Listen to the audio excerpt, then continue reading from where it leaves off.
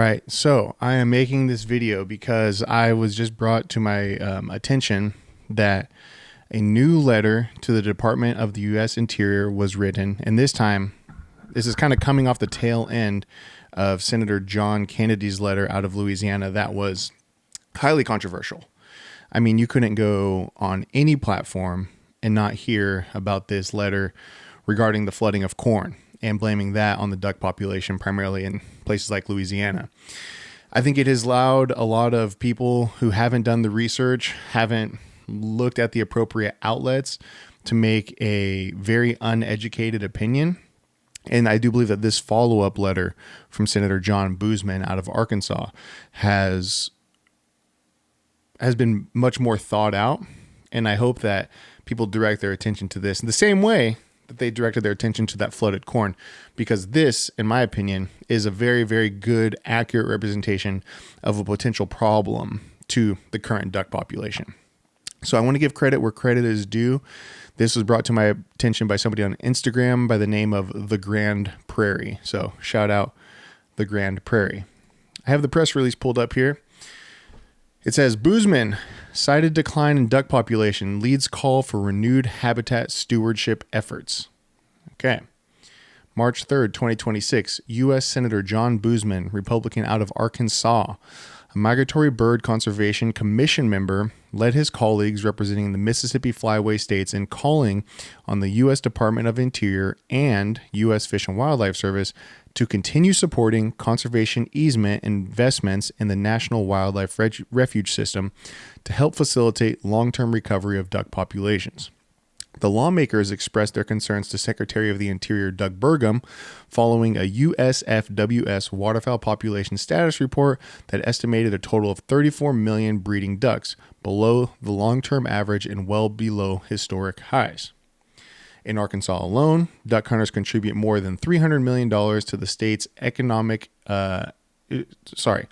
contributes more than $300 million to the state economy annually. Nationwide, waterfowl hunting generates approximately $4 billion in economic activity and supports nearly 57,000 jobs. Falling breeding numbers that fail to meet management goals risk an adverse economic impact and other detrimental outcome for communities in Arkansas and especially within the prairie pothole region. Here is where I believe we are getting to the source. Now, as a lot of us know, Arkansas, Louisiana, and the southern states are the wintering grounds for ducks.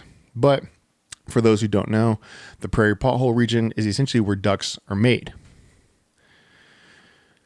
We, the senators in this letter, who I will cite later, thank you and the Department of the Interior, including the U.S. Fish and Wildlife Service, for your work supporting America's more than 1 million duck hunters. We are, however, increasingly concerned about continued decline in duck populations and strongly urge continued stewardship of the National Wildlife Refuge System, particularly USFWS conservation easements in the prairie pothole region, as the foundation for long-term population recovery, wrote the senators. And this comes from, a lot of people might not be aware of, that the wildlife refuge system is essentially a collection of public lands across the country in which are refuges for waterfowl. In recent years, those refuges have been underfunded, and so we're not able to get the appropriate habitat care in those areas that's going to allow for robust duck populations that we want. So this is kind of why they're trying to target the prairie pothole region specifically, and the wildlife refuges in that area. Okay, this decline can be attributed to drought conditions in the prairie pothole region, where pond counts have fallen below average in 3 of the last 4 years.